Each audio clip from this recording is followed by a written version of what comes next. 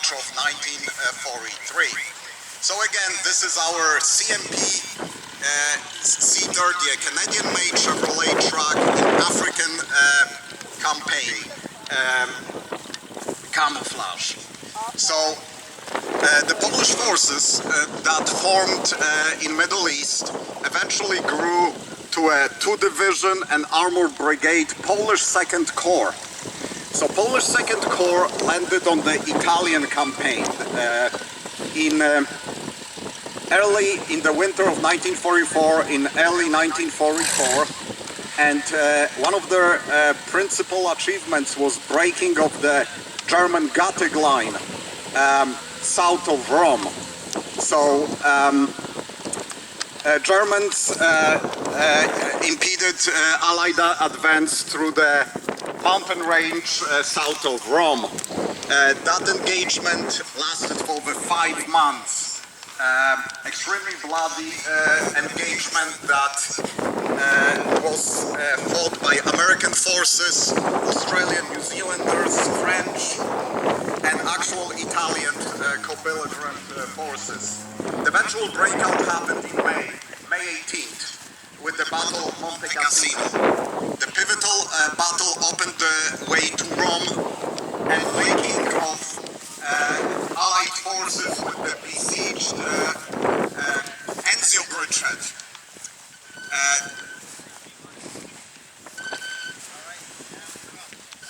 So our vehicles from the Polish 2nd Corps start with a Stackhound heavy car, armored car.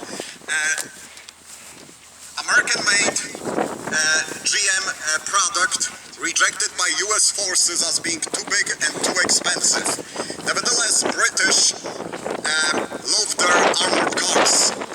They did extremely well in the deserts of North Africa and actually did quite well in Italy. Italy is known for very mountainous roads and rocky terrain. You see this camouflage, very typical of that campaign.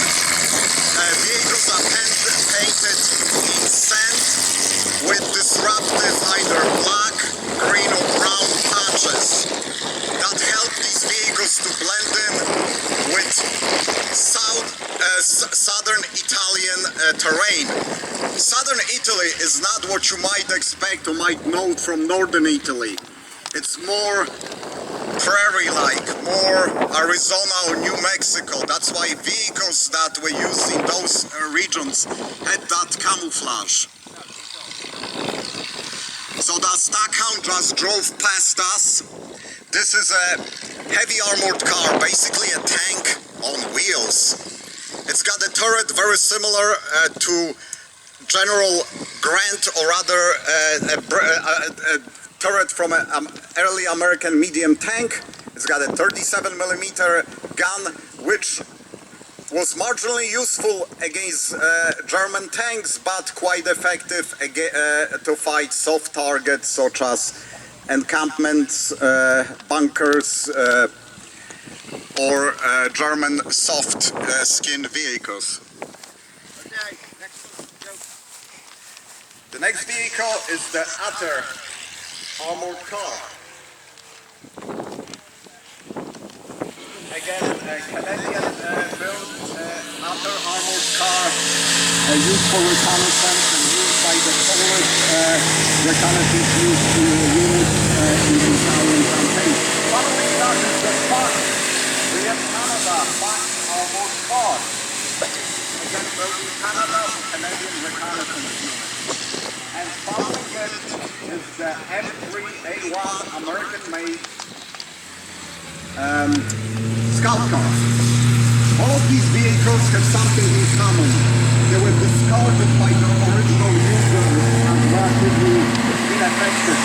They were relatively easily done, which were affected by the Polish.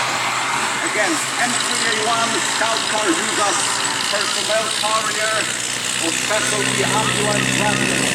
Now we have a very, very special truck approaching us. Exactly. Car 1. Now this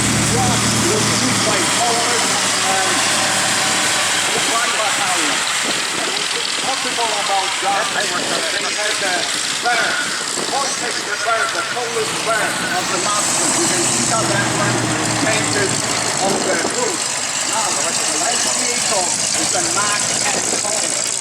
The heaviest wheels artillery tractor built by Allied forces.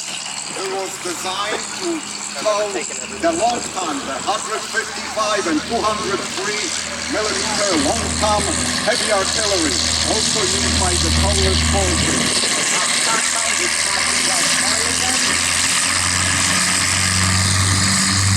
It does have two engines, six-cylinder truck engines. One engine was not enough. Under armored cars, I think on fire again, following by the fast car. The Polish Second War contributed to the breakout into Rome. Rome, which was liberated on June 5th. It's a relatively unknown fact and very quickly forgotten in history. Why? Because on June 6th, just one day after liberating Rome, the Allies landed in Normandy. Thus, Italian campaign slipped into obscurity right after that. There was still a very important campaign that tied down numerous German elite divisions and also eliminated Italy as the Allied Axis power. Polish Second Corps continued on to liberate Adriatic port city of Ancona in the summer of 1944, allowing much quicker resupply of Allied forces, shortening their supply lines. Polish Second Corps in the spring of 1945 liberated the northern Italian city of Bologna, and Polish Second Corps finished its campaign in northern Italy. So Polish Second Corps was formed not only from some of the Polish forces that escaped occupied Poland, but also from Polish prisoners of war that were taken prisoner by Soviet forces in 1939. This is a little known fact, but between 1939 and 1941, Soviet Russia was a random country to Nazi Germany.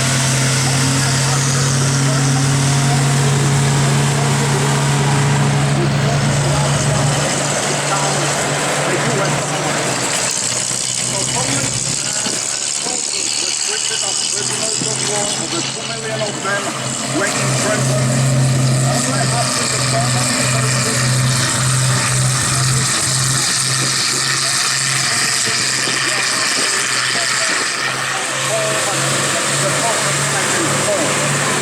now, at the end of the war, the Polish forces contributed to the liberation of many countries in Europe, but they did not return to free Poland. Poland became a satellite state. The Polish forces that fought in Italy so bravely were not allowed to return to Poland and enjoy safe life. The Polish independence was lost in 1939 and it was not fully regained until the collapse of the Soviet system in 1989. So Poland, an independent country, lost its independence for 50 years.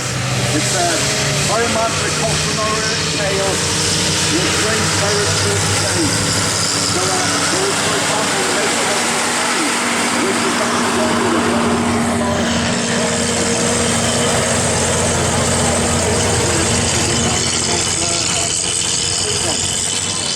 Again, Poland lost that independence for 50 years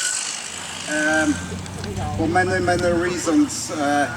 A German dictator, Adolf Hitler, could have been stopped in many instances before he unleashed the Second World War. There was no political will to do that. So that over 85 million people died during World War II. many nations lost their independence. Hopefully lessons of history, especially of Poland, are learned and applied today so that another dictator is not allowed to unleash a world war on Europe. For about 3 years. Again, a warm welcome back to the Polish Second Corps and Italian campaign vehicles. They are returning to the camp.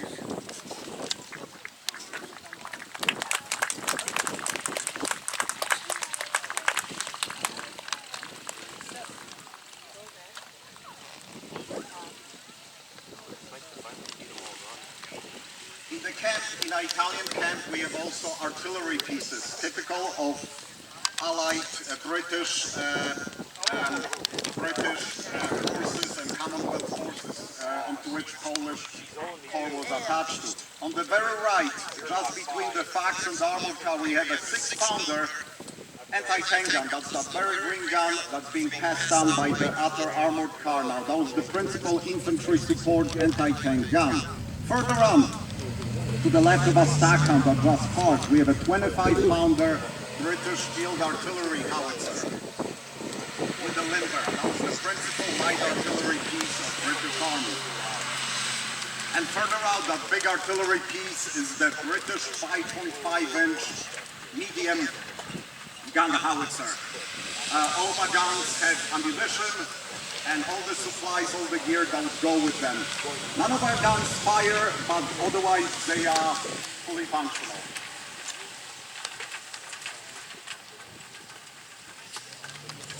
So while the vehicles park, we're going to touch up a little bit on the history of World War II.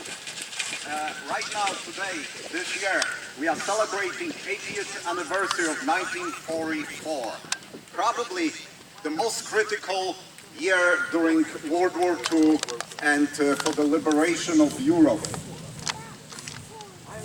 Stop. Stop.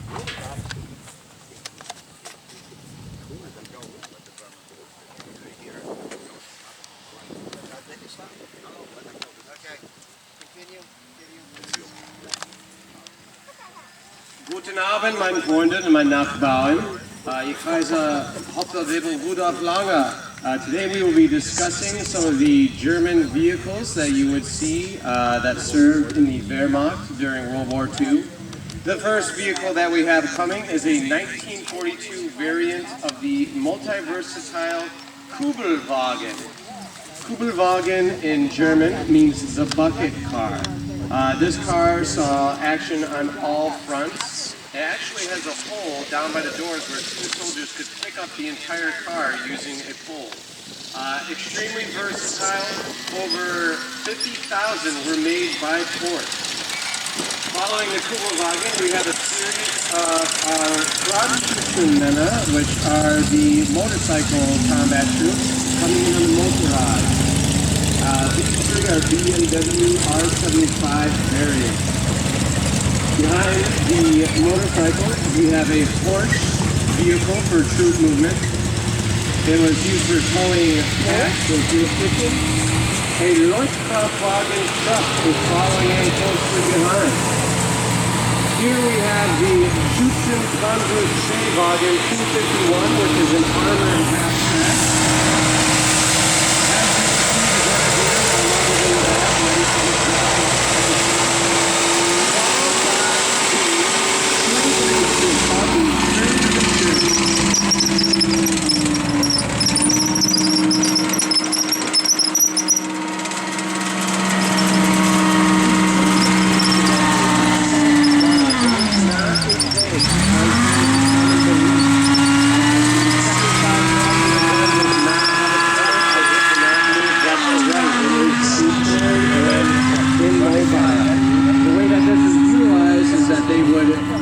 The entire vehicle and aim the 75mm cannon to fire at the target.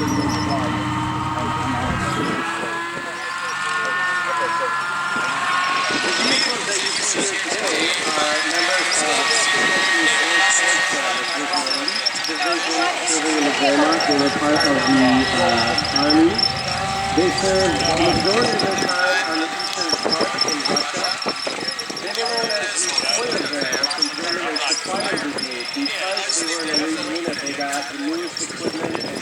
vehicles, and they were motorized. Being a motorized division allowed for them to have half-tracks like our Anna, which you see before you, and the truck.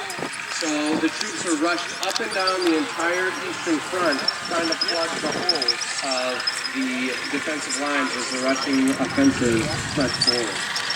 Hence the name the Feuerwehr, where they were going to the hottest spots for trying to put out all the fighting. As the Kugelwagen comes back around, the first vehicle, there were 50,000 Kugelwagens which were made by Porsche. Essentially, it's the American equivalent of the Jeep, as it was a workhorse on the Eastern Front. There were over 36,000 BMW R12 and 75 variant motorcycles that were produced. They would rush up to the front, do reconnaissance, and actually, as you can tell by the armament, defend the front lines with machine guns. We would have at least 3 guys per motorrad.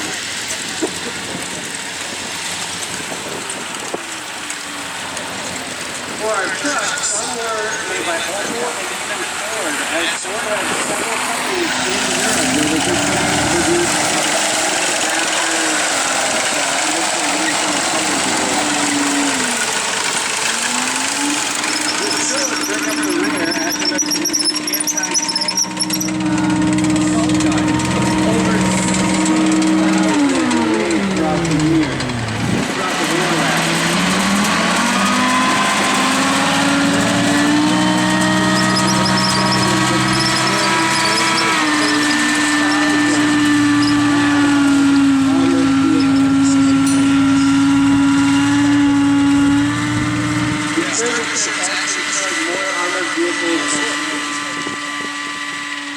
It also played an important role with the Panzergrenadier or the infantry as we were to protect one another as they assaulted different defensive enemy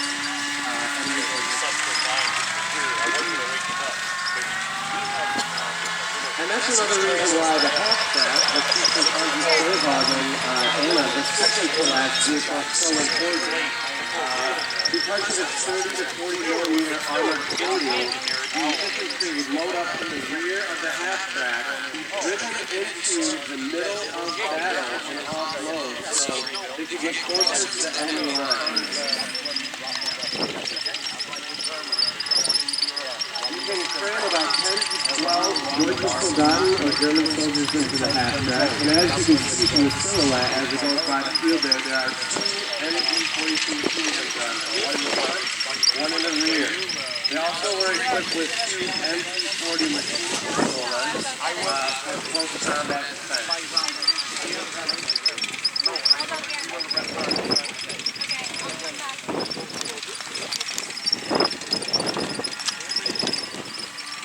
Now these vehicles will be parked around the tree cropping here liner for you to get a closer look up at them, but take one last look as they do their final lap around. Again, the 1942 privately owned Kugelwagen is leading the way. Very popular with staff officers as well, due to its reliability and stability.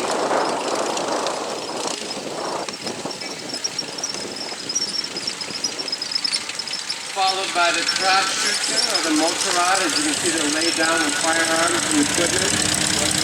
The real workhorses of the Deutsche Wehrmacht, the eyes and ears. The horse is a 8-10 Deutsche Soldaten as well. It also holds anti-tank guns, Gulasch-Kanonen, and is armed with MG-42 in this variant. The 2 wheels in the middle are actually high enough or low enough and they spin, so if they were to hit the embankment or ground, those wheels would actually help them roll over.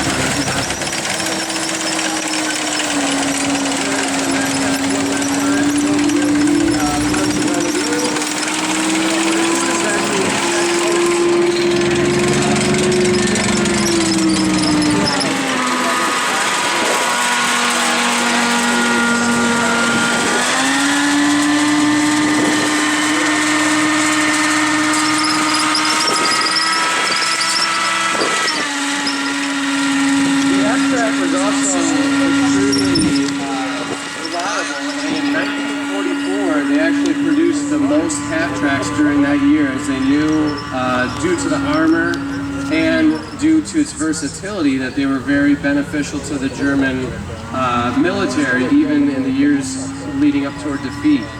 They built half-tracks that carried troops in. They also had half-tracks that had flamethrowers or Flammenwerfer on them. They also had Stücke zu Fuß, which would be rockets that were attached to the side of the half-track. And there were also anti-aircraft guns placed in the back of the half-tracks, as well as larger anti-tank guns.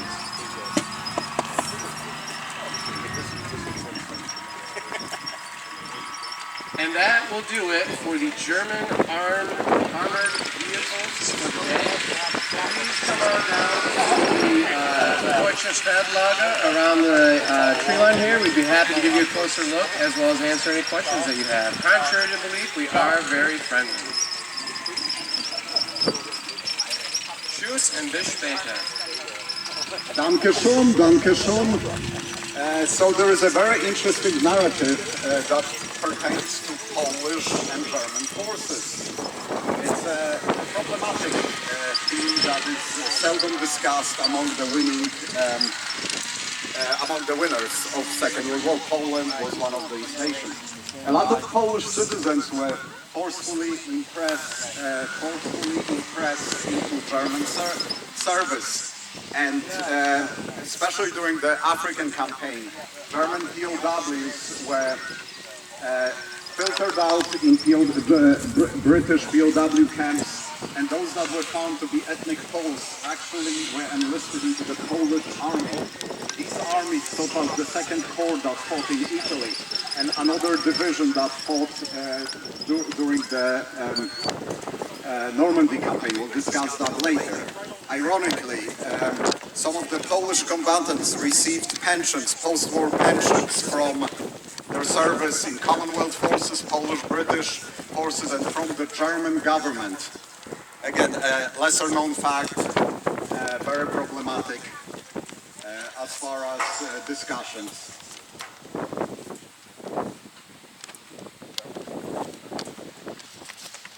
Germans have got to go back, right? Yep. All right, Germans, you got to go back to your staging area before I can get to the 834, okay? Ground boss to the Germans, go back to your camp.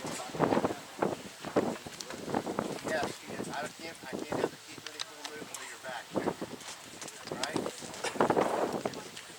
So going back to our narrative regarding World War II, as I mentioned earlier, we are celebrating the 80th anniversary of most pivotal year, 1944. World War II started on September 1st, 1939, with German invasion of Poland. That invasion went well for Germany. Poland resisted for about 30 days. 17 days into German invasion, Soviet Russia invaded Poland. Polish situation became untenable. Poland surrendered. Nevertheless, there was no official surrender. The Polish army fought on during the French campaign 1940. You might have heard of evacuation out of Dunkirk. So Allied forces were evacuated to England, the island of Lesbos. And a very pivotal battle over the skies of Britain was the Battle of Great Britain. Had that battle been lost by Allies, the Allied cause would have been totally lost. World War II would have never experienced Normandy and liberation of Western Europe. So at that critical point, about 80% of Polish Air Force was able to evacuate to Great Britain, and they dramatically contributed to the first great Allied victory, the Battle of Great Britain, to deny aerial supremacy of the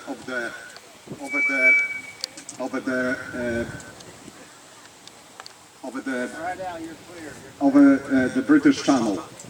Polish pilots, extremely well trained, shot down 200 German planes out of 1,400 shot down in total by RAF planes. So we'll go back to the history of World War II, but now we're gonna prepare for the Eastern Front. So Eastern Front, the battlefield 1941, Operation Barbarossa, was absolutely the most monumental war theater that was ever fought. But given at certain times there were 10 million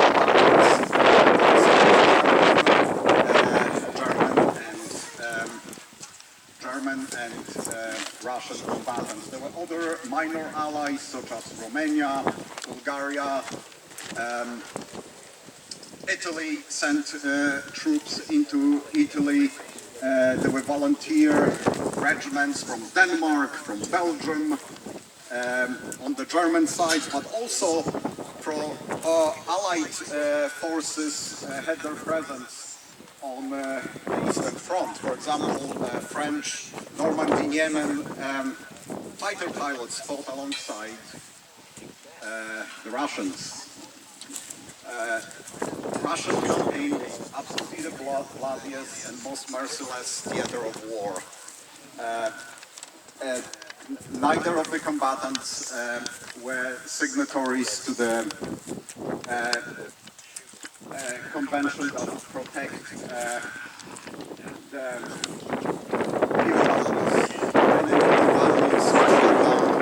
shot dead upon surrender. No quarter was given. That campaign cost 20 million casualties on Russian side. 20 million. 4 million casualties happened during the first summer of 1941 between POWs and dead. So now we will have a demonstration of the Eastern Front steamroller, the Soviet steamroller. So Soviets were relatively careless with the deployment of their infantry. Human wave attacks, very kind of bloody meat grinder attacks. So a lot of infantry, fully led, attacking well-defended German emplacements. Nevertheless, Red Army, after the initial defeats of 1941 and mid-42, learned the art of war and became more and more proficient in conducting warfare the way Germans conducted it during their blitzkrieg armored penetration campaigns. Once Russians developed or mimicked the German deployment tactics, Russian army became more and more effective. And eventually, of course, World War II was won, and bulk of that war, the greatest effort of World War II, was fought on the Eastern Front. It might be somewhat politically inconvenient truth, but where credit is due, it should be given. 20 million Soviet citizens died so that Normandy could happen, so that liberation of Western Europe could happen. Had there been no Eastern Front, there would have been no chance for Normandy landings. Again, I deem it politically kind of inconvenient at this time, especially. All right, so we have the charge of the Russian steamroller. We're going to have mass infantry attack led by a T-34-85 tank.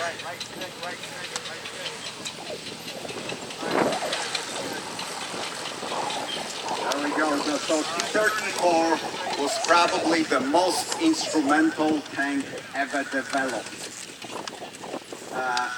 This is the very first tank that had a dual-purpose gun. A gun that could fire high explosive and armor-piercing ammunition. This is a tank that had closed armor. Closing of the armor increases resistance to penetration. It also had very wide tracks, which facilitated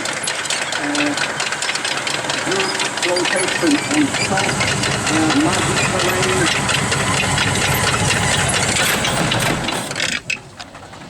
Товарищи, направо, направо! Давай!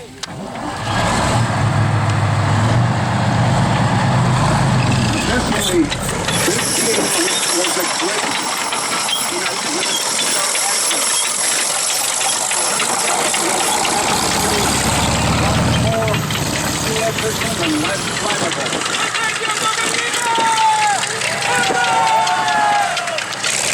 So the cause is followed by the typical hurrah, Russian hurrah.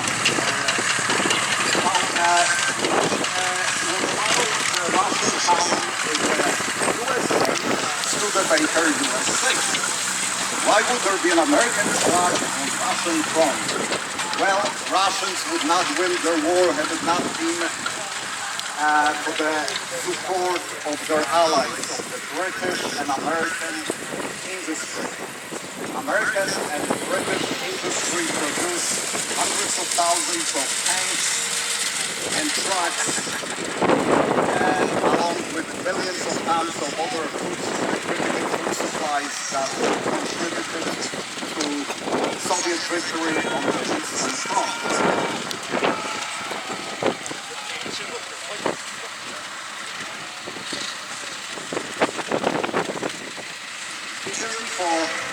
Was the most produced tank of World War II. Over 50,000 T-34s were produced during World War II. Just to give you a perspective, German wartime production of tanks is about 25,000. So just this T-34 were produced in twice as many numbers as absolutely every German tank in the 6 years of World War II. And we are not counting another 50,000 Germans, another 50,000 British tanks, of combined about 250,000 Allied tanks produced during World War II. In many cases, Allied tanks might be deemed inferior to the later versions of German tanks such as Panther and Tiger. But Allied tanks had a big advantage of being mass-produced, and having in many cases greater reliability. So, in the words of a famous historian, quantity has a quality of its own. Overwhelming German superior tank formations was the key in Allied victory. When you could field 5, 6, 8, 10 tanks to every German tank, you will eventually win. This is the truth that holds on to today. You need numbers, superiority in numbers to win a war. Now, that Russian infantry is really receiving royal treatment. A lot of Russian infantry did not get tank transportation. They were foot soldiers. But so were the Germans. A bulk of German army up until 1945 were still foot soldiers with their helmets having force transportation.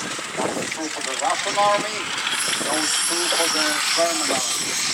The two always fully mechanized armies were the American army and the British army.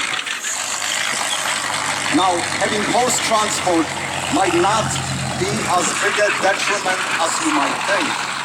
Eastern Europe is known for its very bad, unimproved network of roads. So during certain times of the year, in the winter, during wet season, motor vehicles would be mired, bogged down in mud. Horse can get further than a wheeled vehicle. Both countries, Soviet Russia and some of their allies such as the Polish, still maintain cavalry units, horse-mounted cavalry units. The less engagement of cavalry on cavalry happened on current Polish territory in March of 1945, 2 months prior to the end of World War II.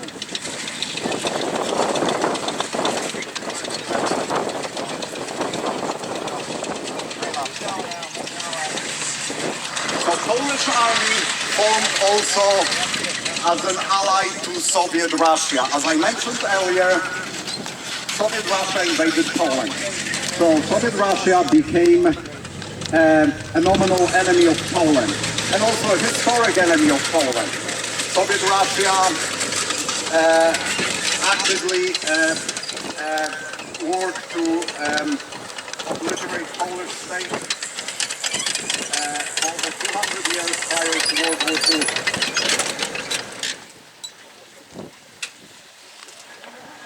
Nevertheless, once Germany invaded Poland, guess what? The enemy of your enemy suddenly became your friend. So, an inconvenient friend. So, Polish army of over 200,000 in 1945 was formed on the Eastern Front, becoming the second largest army on the Eastern Front. During the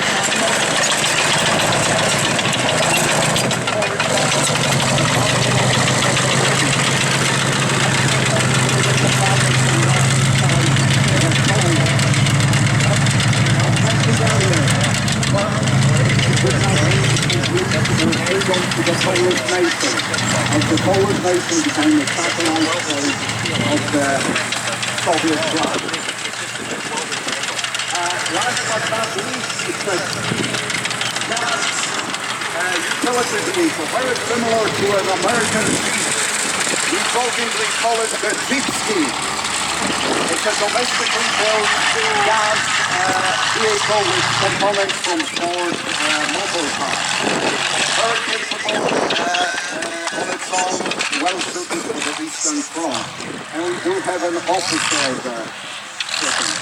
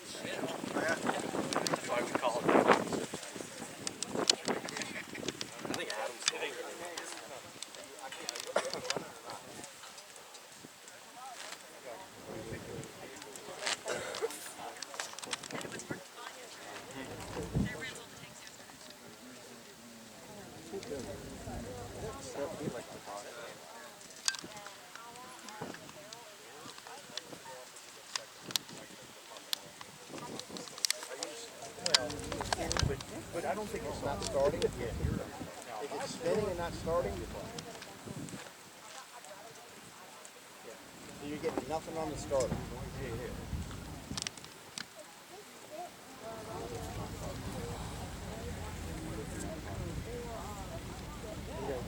Starters on. I can get it running, but we can leave it there. All right, okay. Hey, no, we're going to leave you there till we're over. Leave out, and we're going to keep going. So tell the Studebaker truck, you know, it always has.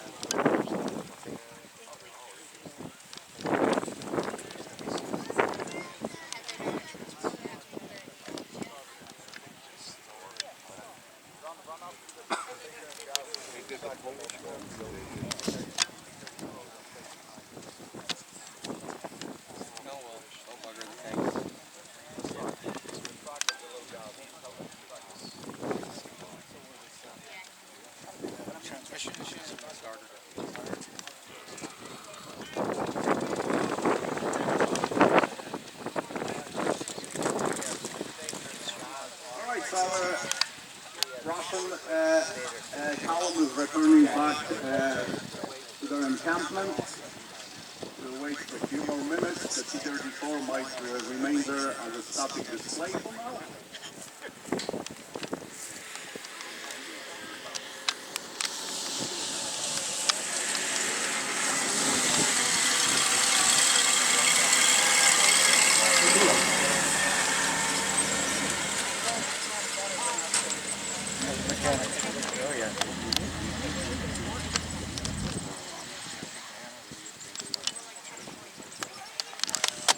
early battlefields of 1941, 1942, and 1943, liberating and reoccupying the previously lost terrain. By the summer of 1943,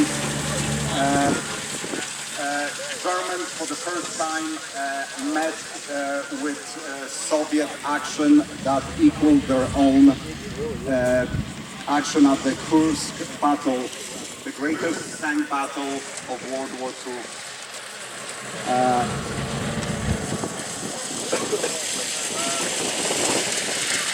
Since first, 1943, Germany never became strategic advantage on the Eastern Front, and was slowly pushed back. Most of the Russian territory was liberated by early 1944. By mid-1944, Russian steamroller reached the pre-war German frontiers.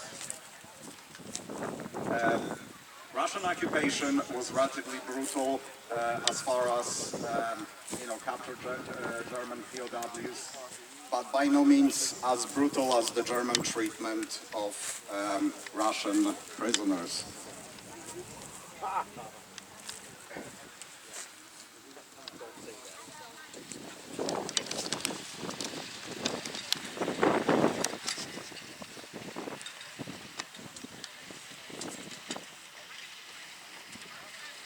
The markings that you see on the T-34 are the Polish eagle, the Polish Piast eagle. Again, that was the symbol of the Polish army that was attached to the Soviet army on the Eastern Front.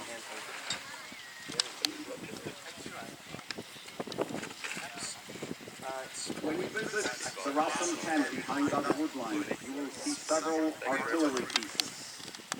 So a lot of Soviet advance was preceded by extreme barrages, extremely intense barrages of artillery of various calibers, starting with 76 millimeter, 122 millimeter, 152 millimeter, 203 millimeter, 204 millimeter. Artillery is still regarded as the god of war. Artillery bombardments often are decisive in blunting enemy defenses or attacks. And to this very day, there is no army that can withstand an accurate artillery barrage. So if you wish to see those artillery pieces, they are just behind the tree line. After we finish our demonstration here, we will open the gates and you will again be able to revisit those areas or see them for the first time if you arrive late. I don't know what you guys are standing by there.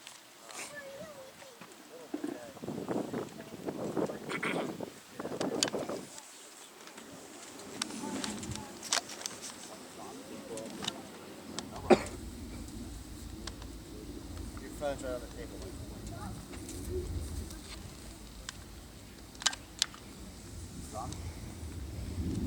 Go back to the gas, tell them to return to the camp. Do not sit there. A little bit still.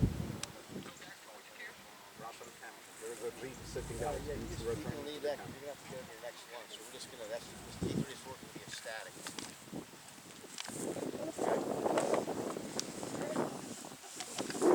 So back to the chronology of World War II. We started with the German and the subsequent invasion of Poland in 1939. Poland was given assurances by its allies, England and France, that if ever attacked by Germany, French and British armies would attack Germany and Germany would be overwhelmed. Nevertheless, that didn't happen. Just as we mentioned, the Battle of France was lost, but the Battle of Great Britain was won. And we will go back to that chronology in a few minutes, because now we have our American contingent coming towards us, led by, not a tank, but a tank destroyer. So, similar to German doctrine, Americans adopted the tank destroyer doctrine. So tank destroyers were basically anti-tank guns on tank chassis. Their use was meant to plug in great amount they normally mounted guns that were better than the guns mounted on the The second is the American M2 Hexagon, a vehicle producing over 53,000 examples, armored personnel carriers. Now the following our Hexagon is the DUKW, commonly known as START, an amphibious truck that was used in every Allied amphibious campaign from North Africa,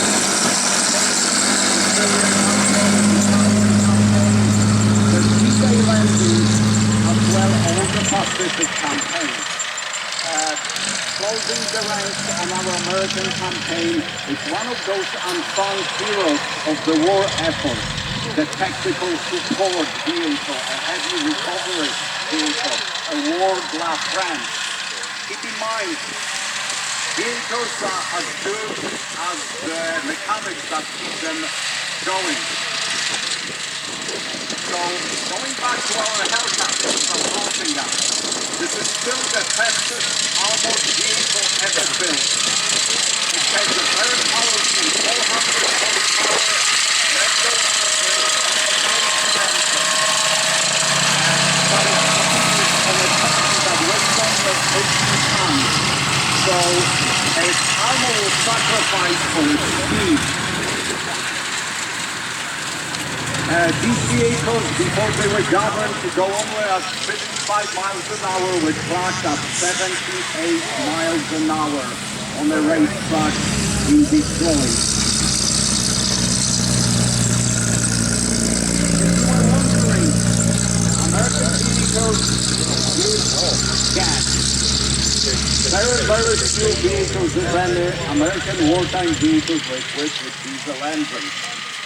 So part of the success story is supplying these columns, vast columns of thousands of tanks, tens of thousands of heavy trucks with fuel.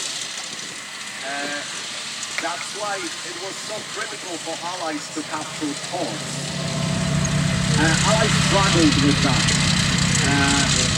The Normandy port, Normandy landing site, were used as temporary supply ports, but as Allies longer and longer.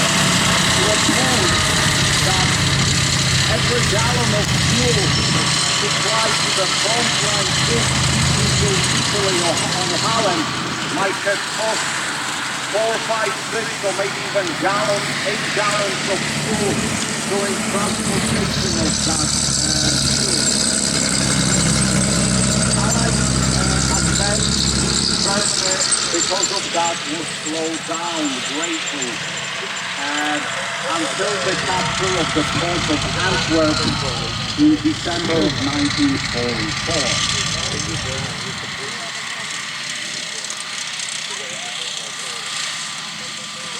The Hellcat was one of the most modern American vehicles. It had a torsion bar suspension, very much like the suspension you see on modern tanks.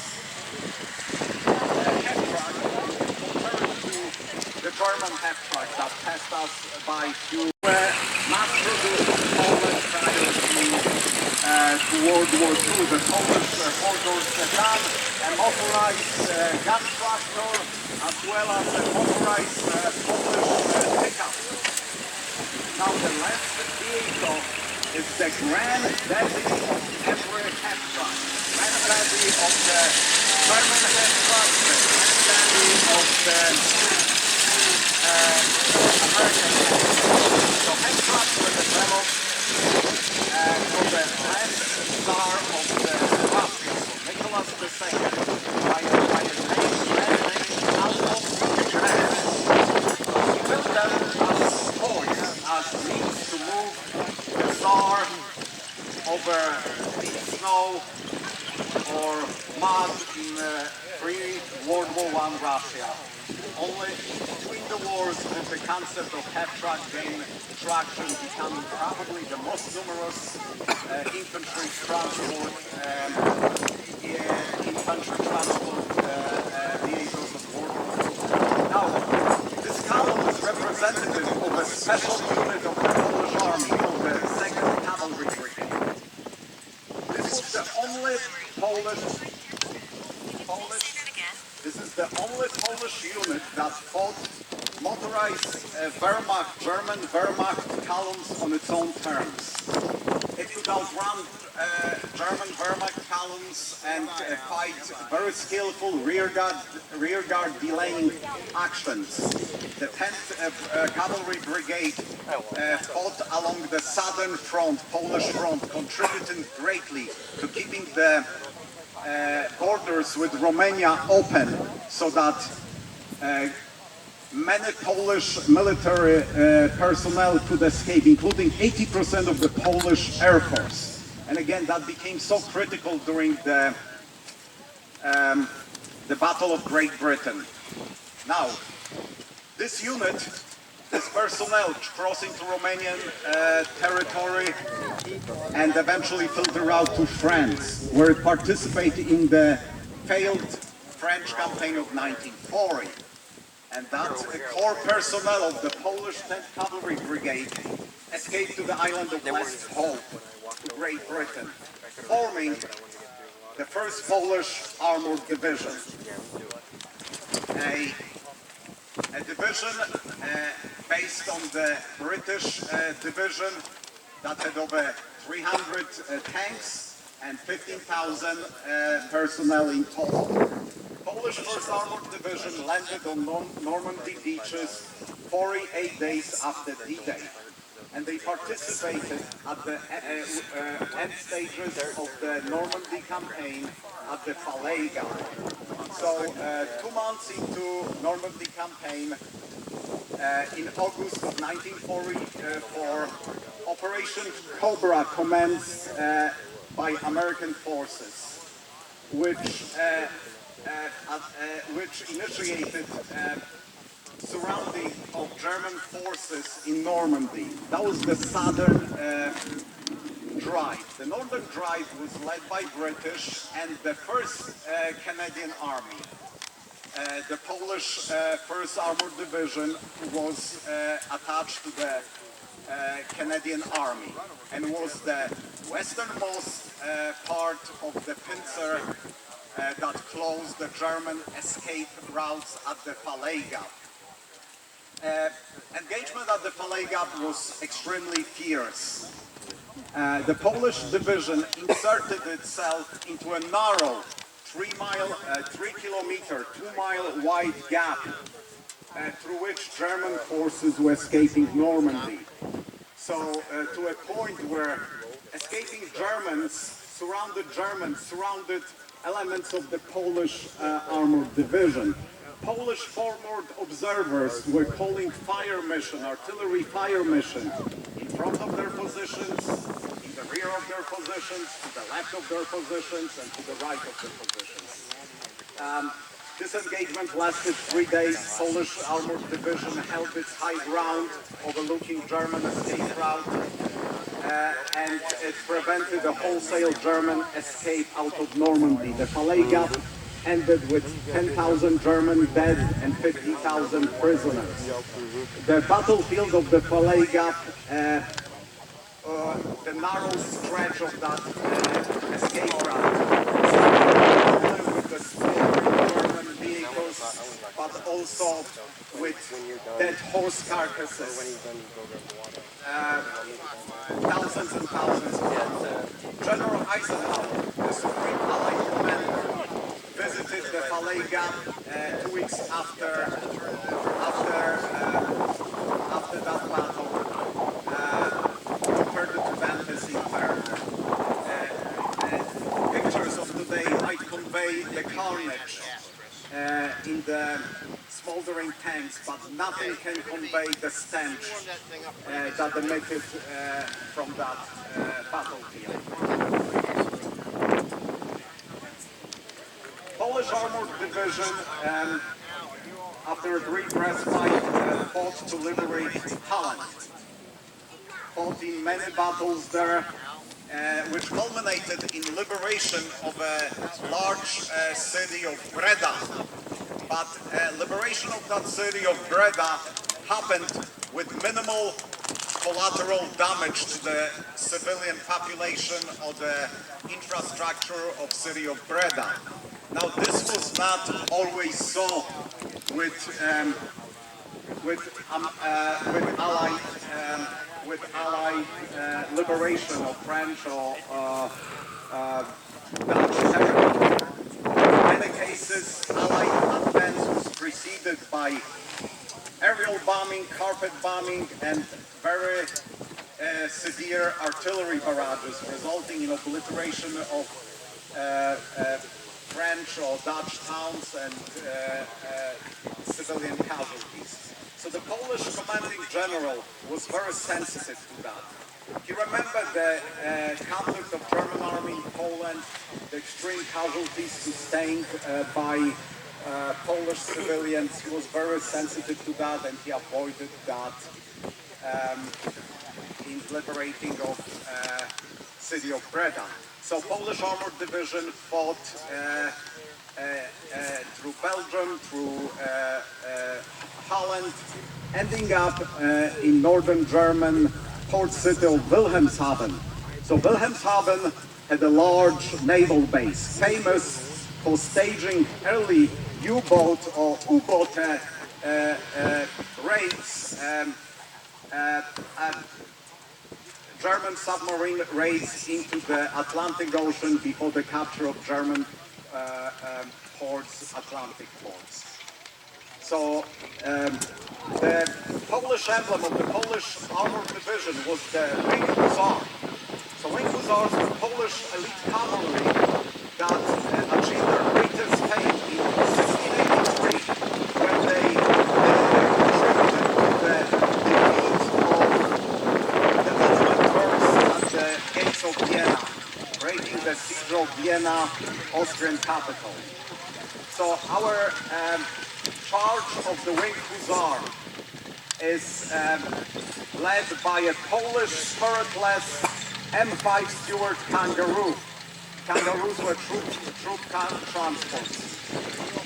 It's followed by M4A4 Sherman, the principal Allied tank of Allied armies in 1944.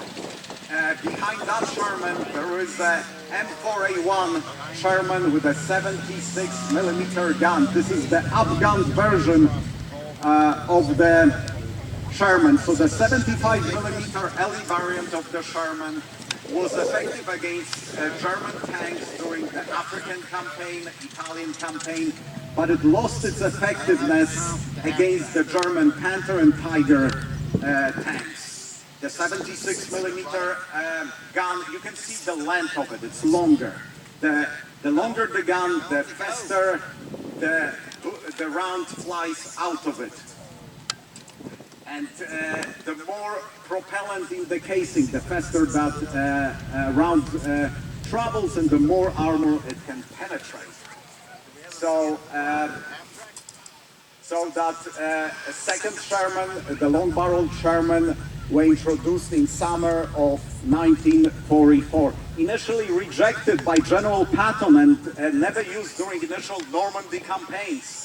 The early experiences of Italy and Africa somehow convinced American generals that we don't need anything more powerful.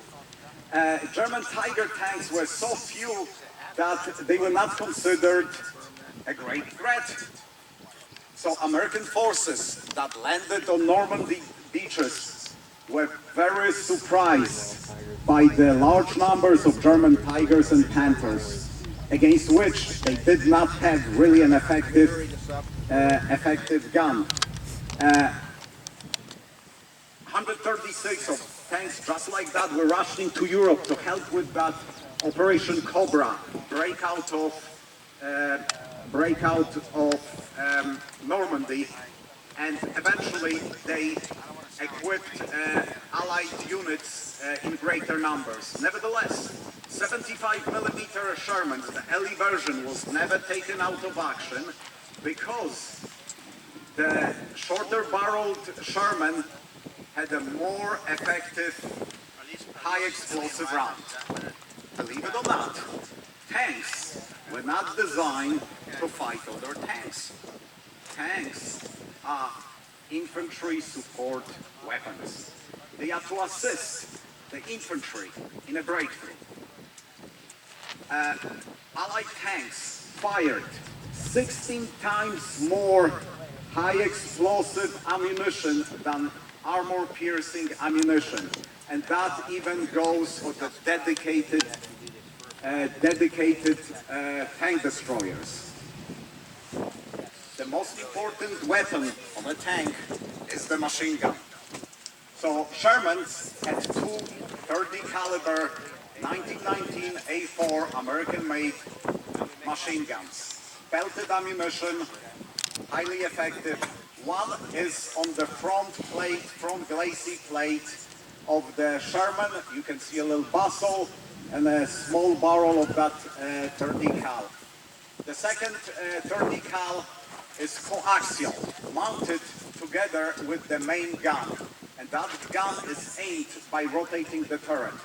What the gunner sees when he wants to fire the main gun, he sees at the same time as his aiming point for the 30 cal. Shermans were also equipped in most cases with the 50 caliber Browning M2 machine gun. This was a very powerful gun with an effective range of 1 mile.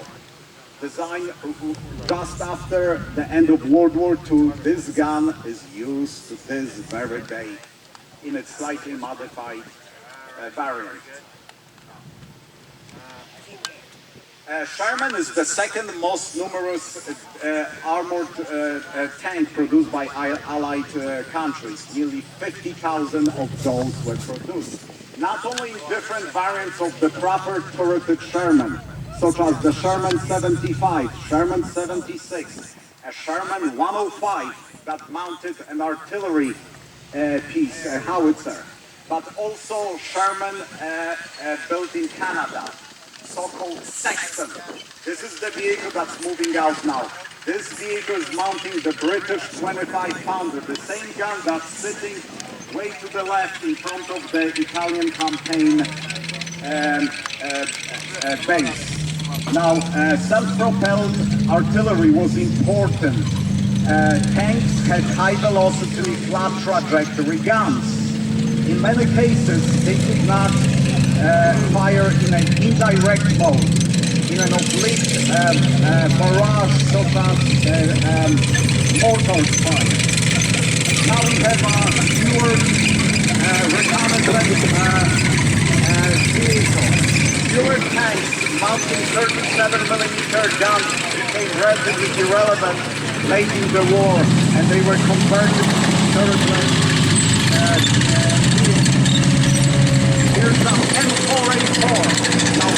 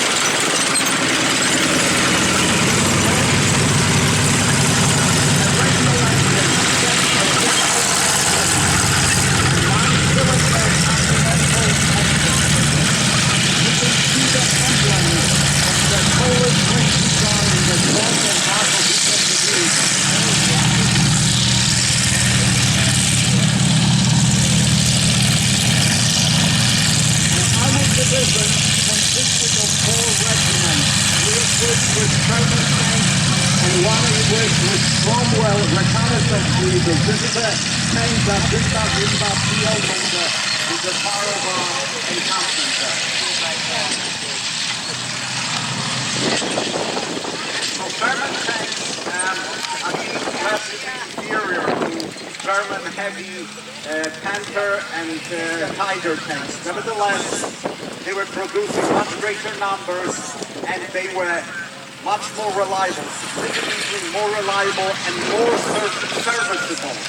Major repairs such as engine replacement, transmission, final drive, and suspension body replacements can be achieved out in the field, sometimes overnight. When Allied German units suffered 25% loss in a single engagement, then all these vehicles were returned back to service the second, third, or the fourth day, or they were easily replenished from the rented stack of vehicles in the field. Germans did not have always that luxury of replacing their vehicles or bring them out in the field because they are greater technology and planning.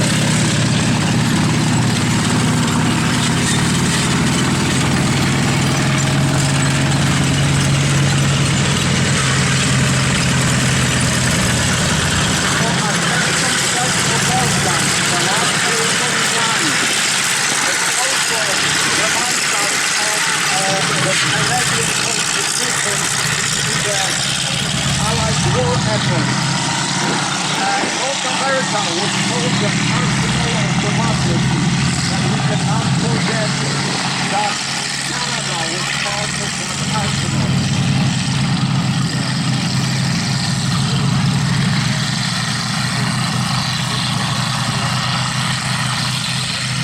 You can only imagine how hard it is inside these very fast vehicles, how dusty it must be.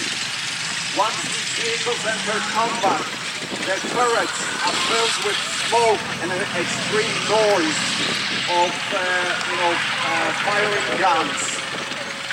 Unfortunately, Allied tank forces suffered very high casualty rates.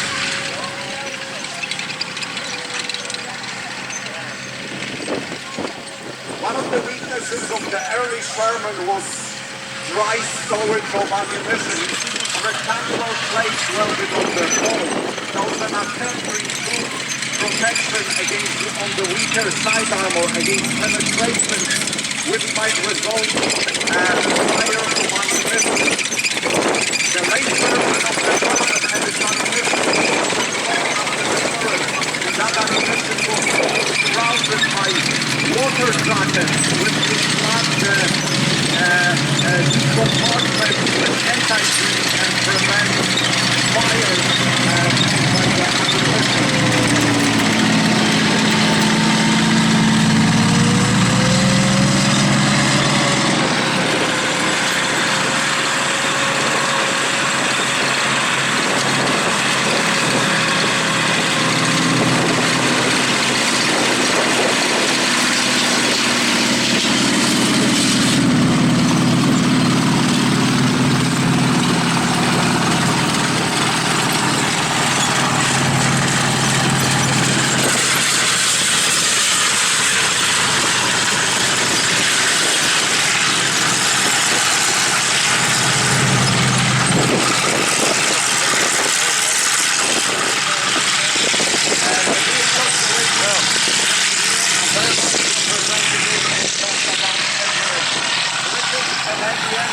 French or even American armored division in World War II.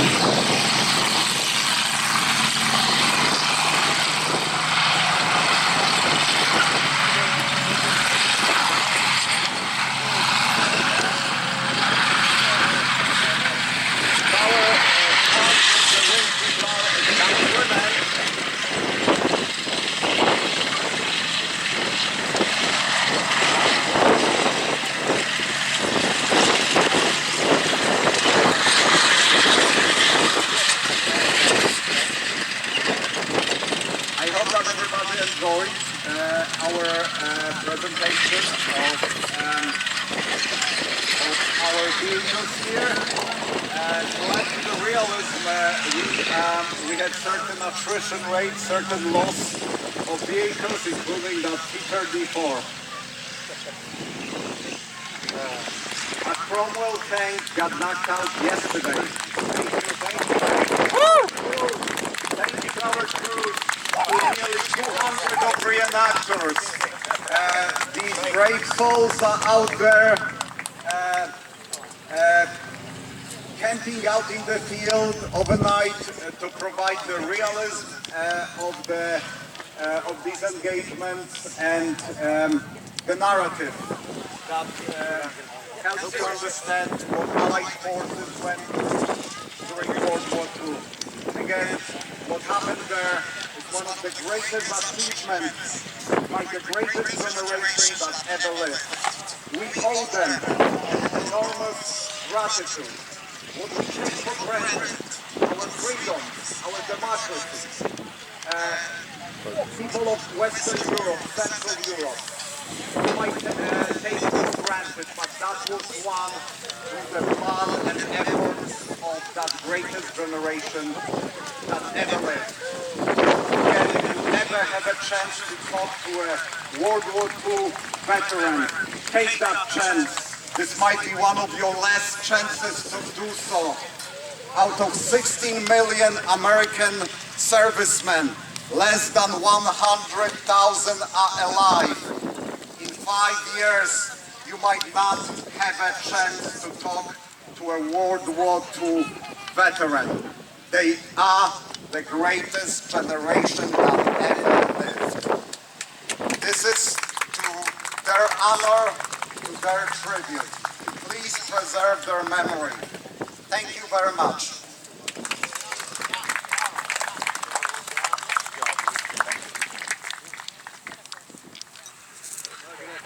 Well done.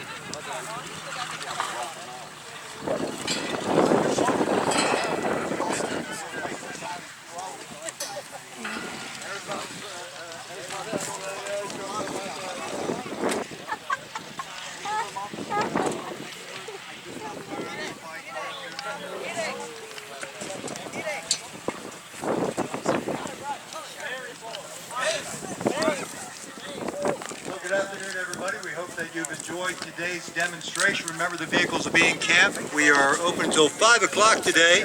Make sure you get around and see those vehicles you just saw on parade. Talk with the various crew members and the other living historians here at the Wheels of Liberation. Looks like the afternoon's not going to be too bad. I think we're running about 85 degrees right now with a dew point of about 63. Clouds are lightening up just a little bit. We are expecting rain later tonight, but that'll be well after the event. So, we invite you to stay around, and also remember, if you have a yellow armband, that's a 2-day admission, so we'd like to see you back tomorrow. Again, thank you so much for being here.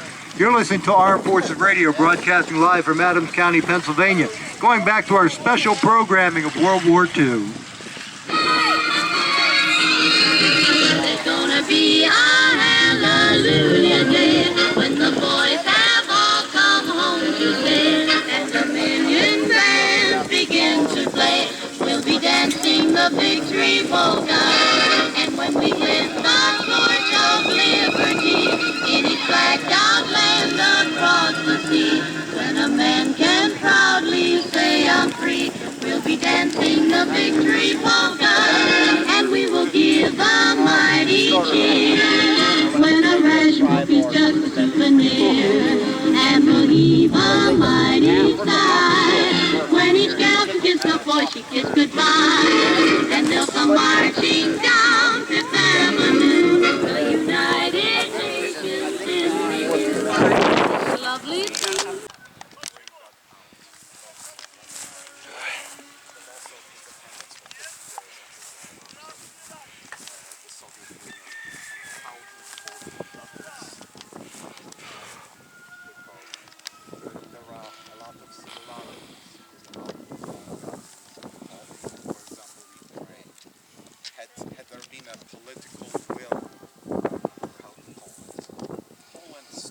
events to withstand German invasion in France and Britain.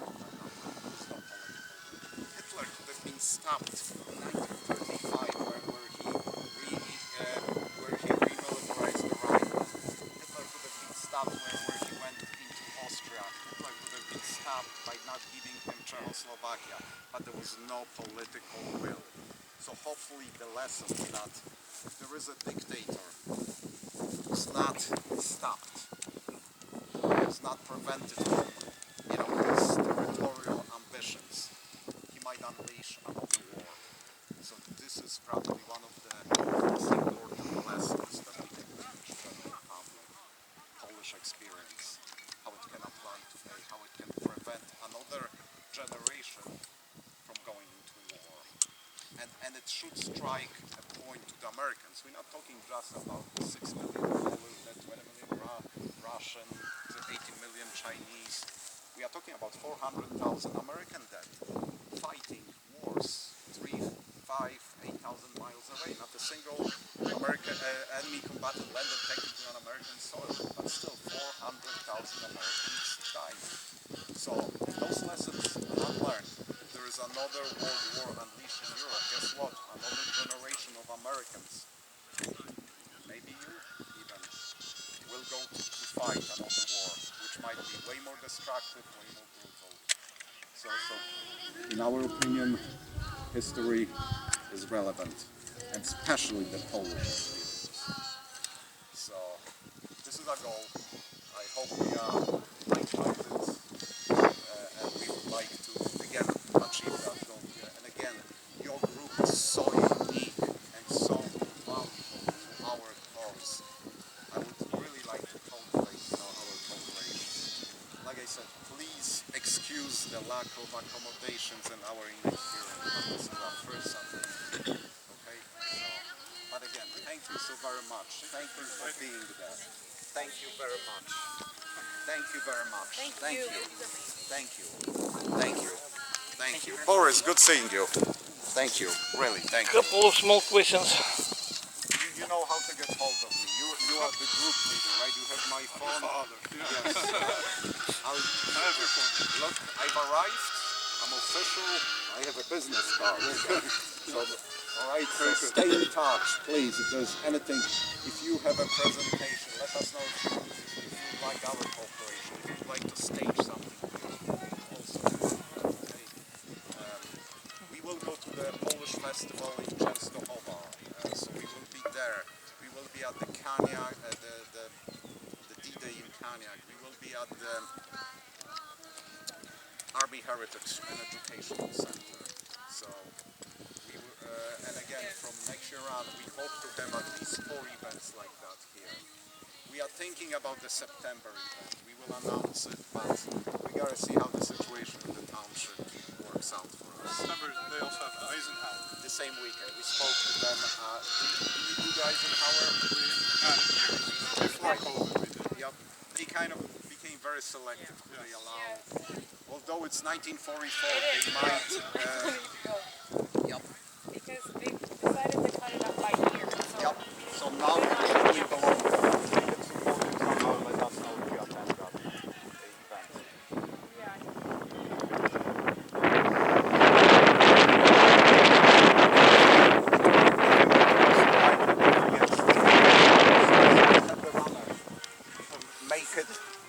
Make it. The enemy will not suspect a pretty girl. Learn from the lessons of history. He's way too suspicious. Okay. So, all right. So stay in touch, and again, enjoy. And again, thank you so very much. 10 seconds, small question.